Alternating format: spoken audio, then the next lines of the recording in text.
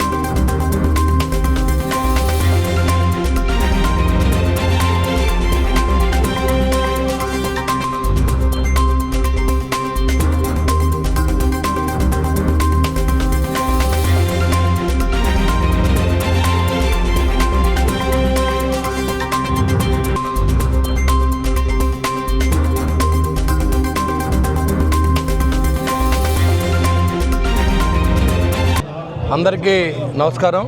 ఇవాళ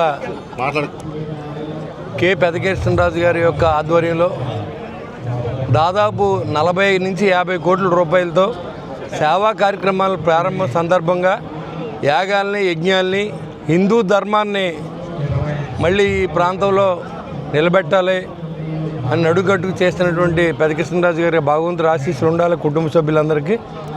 ఎందుకంటే చాలా గొప్ప విషయం ఇది. సేవతో పాటుగా వెంకటేశ్వర స్వామి ఆలయ నిర్మాణం, తిరుపతిలో ఉండే నమూనాలో వెంకటేశ్వర స్వామి గుడి ఆలయ నిర్మాణం, దాదాపు 100 మంది పీఠాధిపతులతో ఇవాళ యాగాలు, యజ్ఞాలు, మరి హిందూ ధర్మాన్ని అలాగా సజీవంగా నిలబెట్టే విధంగా చేసి ఈ కార్యక్రమాలన్నింటికి ఆ భగవంతుడు వెంకటేశ్వర స్వామి తోడుతో ఇక్కడ మంచి విగ్రహం ప్లస్ 100 పడకల హాస్పిటల్, అంతేకాకుండా స్కిల్ డెవలప్మెంట్ సెంటరు, పాదచారులకు విశ్రాంతి నిలయాలు, ఇవన్నీ ఆయన సొంత డబ్బు నుంచి పెదకృష్ణరాజు గారు చారిటబుల్ ట్రస్ట్ అని ఒకటి ఏర్పాటు చేసి 40 కోట్ల రూపాయలని దాదాపుగా ఇది 5 ఎకరాల నుంచి 6 ఎకరాల సైటు కొని మెయిన్ రోడ్ పక్కనే ఈ కార్యక్రమాలన్నీ చేసే దానగుణం ఇచ్చినటువంటి ఆ భగవంతుడు దయతో మరి మన కృష్ణరాజు గారికి మరింత ఆయుష్ని ఇవ్వాలి, ఆ కుటుంబ సభ్యులందరికీ అదేవిధంగా ఐశ్వర్యాన్ని కూడా ఇవ్వాలని నేను ఆ భగవంతుని కోరుకుంటూ, ఇది మనందరికీ సంబంధించిన విషయం. చాలామంది మరి ఇక్కడ చూస్తే తాడేపల్లి కాన్స్టిట్యున్సీలో సంక్రాంతి 3వ వచ్చినట్టుగా ఉంది. ఇవాళ సంక్రాంతి మనం గొప్పగా జరుపుకున్నాం జనవరి నెలలో, మరి ఫిబ్రవరి నెలలో ఈ ఓపెనింగ్ కార్యక్రమం పెట్టుకున్నాం, మార్చిలో బలిశ్రమ జాతర జరుపుకుంటున్నాం. అంటే మన కాన్స్టిట్యున్సీలో 3 సంక్రాంతి ఉత్సవాలు జరుగుతాయి. మరి ఎంతకంటే మహద్భాగ్యం మనకి ఉన్నదని చెప్పి నేను కోరుకుంటూ ఉన్నా. భగవంతుడి వైపు దృష్టి మరల్చి మానవత్వాన్ని నిలబెట్టే విధంగా చేసి కార్యక్రమాలన్నీ కూడా బాగా జరగాలని ఆ భగవంతుని మనస్ఫూర్తిగా కోరుకుంటూ, హిందూ ధర్మం కాపాడండి, ఆ భగవంతుడి వల్లే మనం ఇలా ఉన్నామనే సందేశాన్ని అందరికీ ఇవ్వండి. ఆ దేవుడి దయతో నేను సామాన్యుడిని ఎమ్మెల్యే చేసిన మనం సజీవంగా ఉన్నామంటే కారణం ఆ భగవంతుడు అనే విషయాన్ని ప్రజల్లో తీసుకెళ్లాల్సింది కోరుకుంటూ సెలవు తీసుకుంటాం. సంక్రాంతి సంబరాన్ని తలపించే విధంగా ఈ మహోత్సవాన్ని చేపట్టడం చాలా అదృష్టంగా భావిస్తూ ఉన్నాను. ఈ సంవత్సరం హిందువుల పండగలు జరిపించాలనేది నా కోరిక. ఎందుకంటే బయట చూస్తే చాలా ఇబ్బంది పడుతూ ఉన్నాం. ఎక్కడ కూడా మన హిందువుల్ని అందరూ సమానంగా చూస్తాం, అన్ని మతాలని. కానీ కొంతమంది అసలు హిందువులు అనేది ఉండకూడదని చేసే ప్రయత్నాన్ని నాకు చాలా బాధ కలిగించిన విషయం. మనం ఎవరిని మన చర్చికి వెళ్తాం, మసీదుకి వెళ్తాం, కానీ ఎవరిని మన మతంలో జారమని అడగం. కానీ హిందువులందరినీ మార్చే విధంగా ఈ భారతదేశంలో చేసే ప్రయత్నాన్ని మాత్రం నేను తీవ్రంగా ప్రతిఘటిస్తాను. ఎందుకంటే అది నా బాధ కూడా.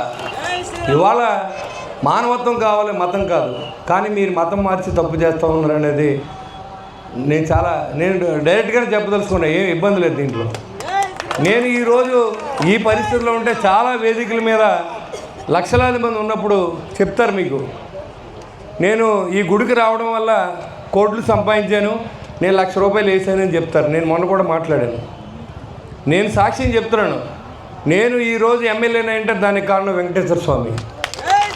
నేను ఒక సామాన్య కుటుంబంలో పుట్టి ఇవాళ ఈ కాన్స్టిట్యున్సీలో మొదటి పౌరుగా నన్ను ఎన్నుకున్నారంటే పెదకృష్ణరాజు గారు లాంటి ఆయన ఎంతో సేవ చేస్తూ ఉన్నారు. అలాంటి వ్యక్తులు కూడా నాకు ఓటేసి నన్ను సపోర్ట్ చేసి గెలిపించారంటే అది ఆ భగవంతుడి దయ, ఆ వెంకటేశ్వర దయ అని నేను చెప్తున్నాను. ఇప్పుడు ప్రతి హిందూ కూడా గర్వించదగ్గంగా చెప్పవలసిన అవసరం ఉంది. అలాంటి కర్మ మనకు ఏర్పడింది.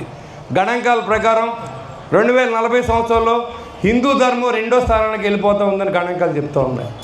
ఎందుకు ఇలాంటి పరిస్థితి ఏర్పడుతూ ఉంది ఈ భారతదేశంలో అని ప్రతి ఒక్క హిందూ కూడా ఆలోచించవలసిన అవసరం ఆసన్నమైందని కూడా తెలియజేస్తాం.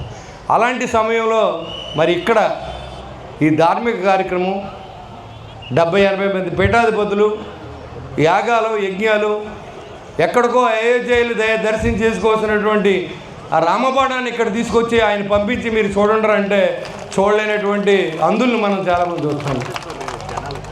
ఖచ్చితంగా దీని మీద ఒక ఆలోచన చేయండి, సిగ్గుపడకండి. చాలామంది నా తెలివితేటలతో సంపాదించాను, నా వల్లే నేను ఇలా ఉన్నాను అనుకుంటే అది చాలా పొరపాటు.